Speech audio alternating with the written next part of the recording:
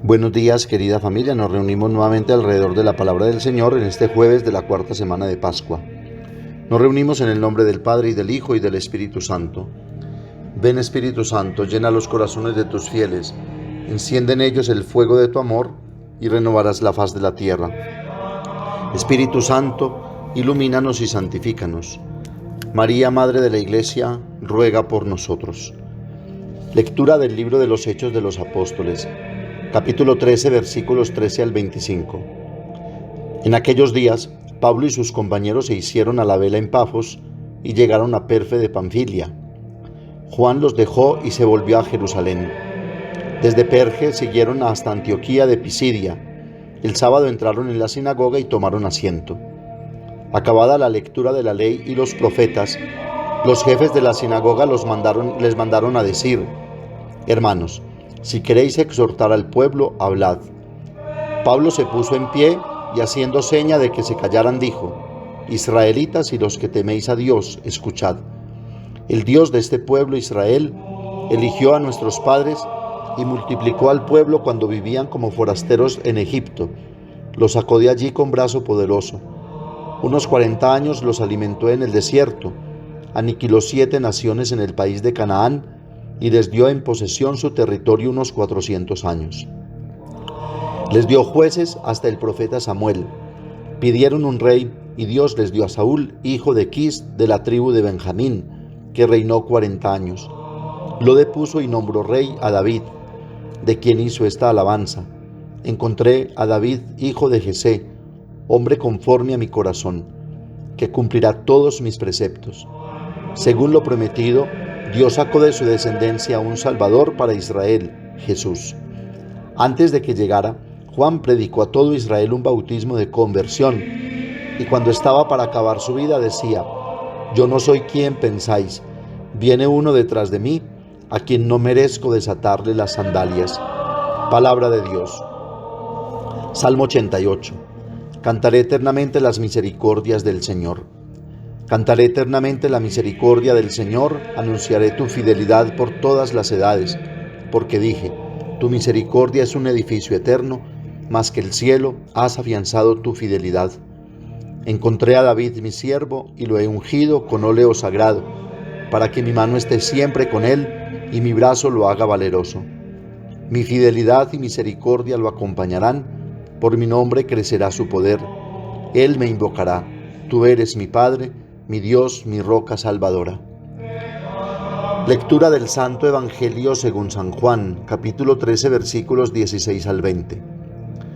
Cuando Jesús acabó de lavar los pies a sus discípulos, les dijo: Os aseguro, el criado no es más que su amo, ni el enviado es más que el que lo envía. Puesto que sabéis esto, dichosos vosotros si lo ponéis en práctica. No lo digo por todos vosotros. Yo sé bien a quiénes he elegido, pero tiene que cumplirse la Escritura. El que compartía mi pan me ha traicionado.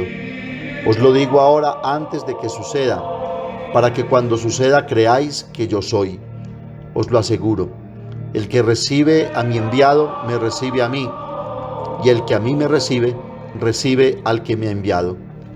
Palabra del Señor.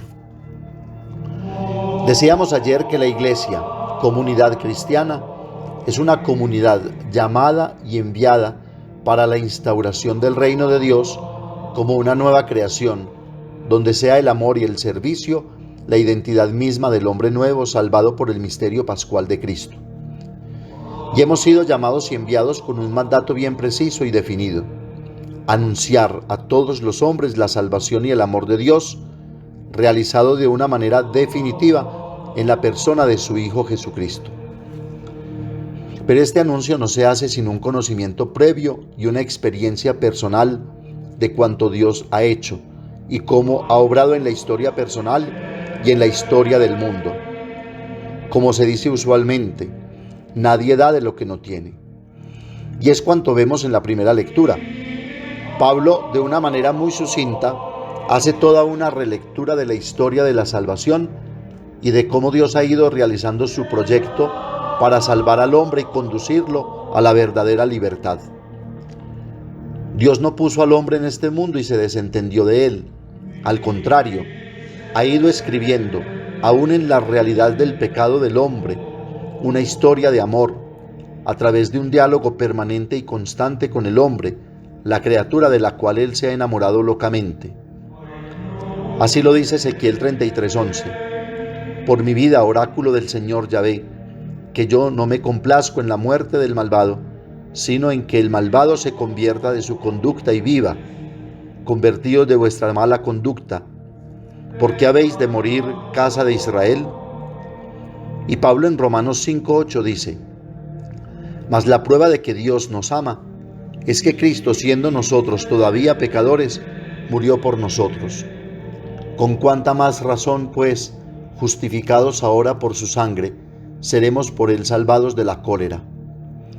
Así pues, que para que podamos sentirnos verdaderamente salvados y perdonados, es necesario no olvidar la historia que Dios ha ido construyendo y escribiendo en cada uno de nosotros y con todos aquellos que han ido respondiendo a su proyecto y han ido realizando la historia de la salvación, dejando que sea Dios el autor principal.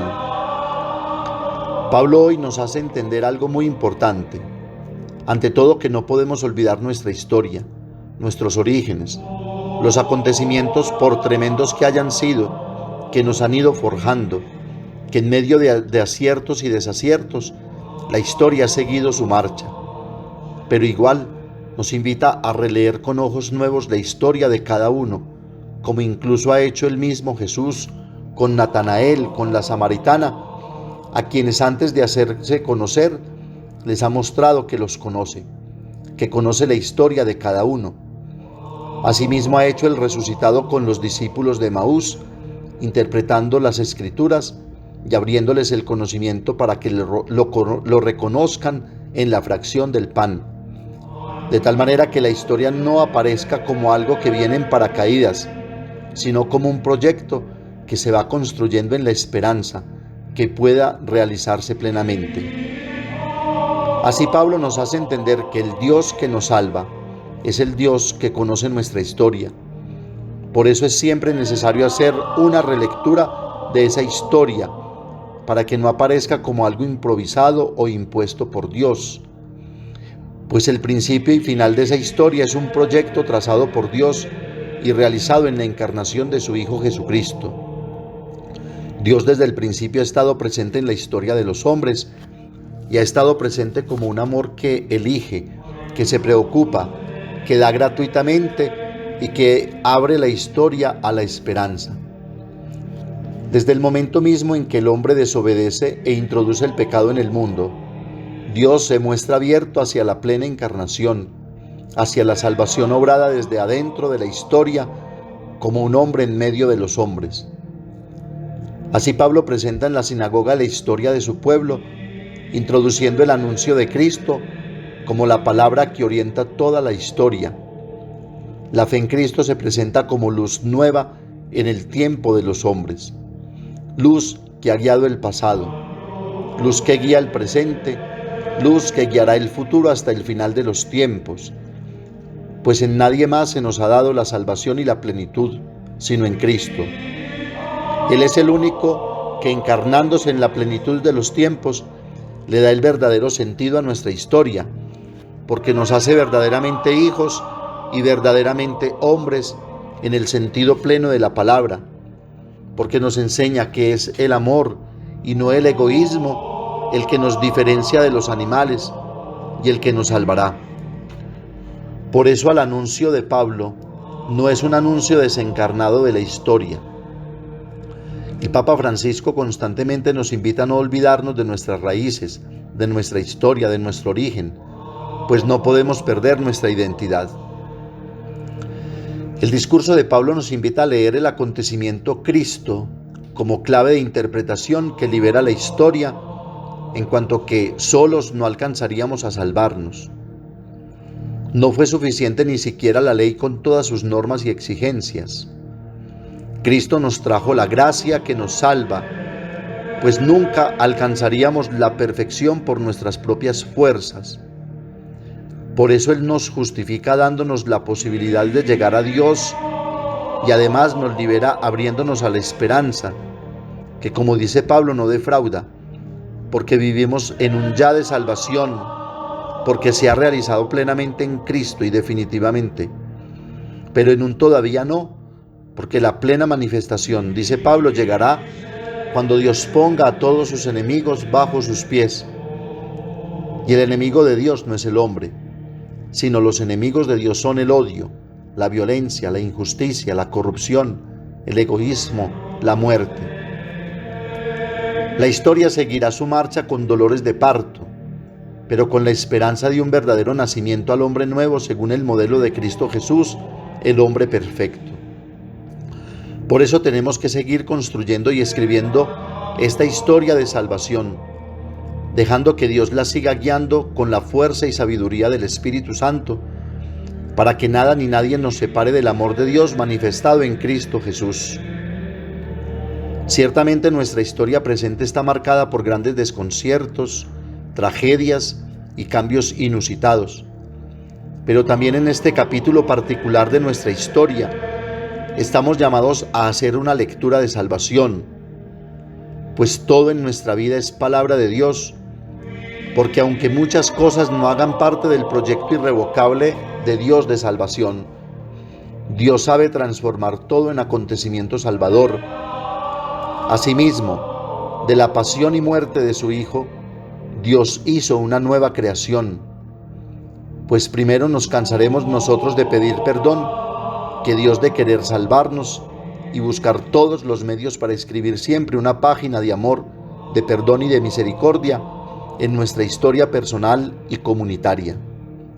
Basta abrirnos a la gracia y al amor en el servicio, como nos dice Jesús en el Evangelio de hoy, para recibirlo a Él y seguir realizando el plan salvador de Dios. Que la Santísima Virgen María y San José, quienes dejaron que Dios escribiera un nuevo y definitivo capítulo de amor en nuestra historia, nos ayuden a dejar que Dios con nosotros y en nosotros siga escribiendo su historia de amor y de salvación, para que todos lleguemos al pleno conocimiento de la verdad. Amén. Padre nuestro que estás en el cielo, santificado sea tu nombre. Venga a nosotros tu reino. Hágase tu voluntad en la tierra como en el cielo. Danos hoy nuestro pan de cada día. Perdona nuestras ofensas, como también nosotros perdonamos a los que nos ofenden. No nos dejes caer en la tentación y líbranos del mal. María, Madre de la Iglesia, ruega por nosotros. El Señor nos bendiga, nos guarde de todo mal y nos lleve a la vida eterna. Oración a San José del Papa Francisco para el año dedicado a José, Padre y Custodio del Redentor. Salve, Custodio del Redentor y Esposo de la Virgen María. A ti Dios confió a su Hijo, en ti María depositó su confianza. Contigo Cristo se forjó como hombre. Oh bienaventurado José, muéstrate Padre también a nosotros y guíanos en el camino de la vida. Concédenos gracia, misericordia y valentía y defiéndenos de todo mal. Amén. El Señor esté con ustedes, y la bendición de Dios Todopoderoso, Padre, Hijo y Espíritu Santo, descienda sobre ustedes y los acompañe siempre. Que tengan un feliz día y recuerden que los padres de la parroquia los queremos mucho.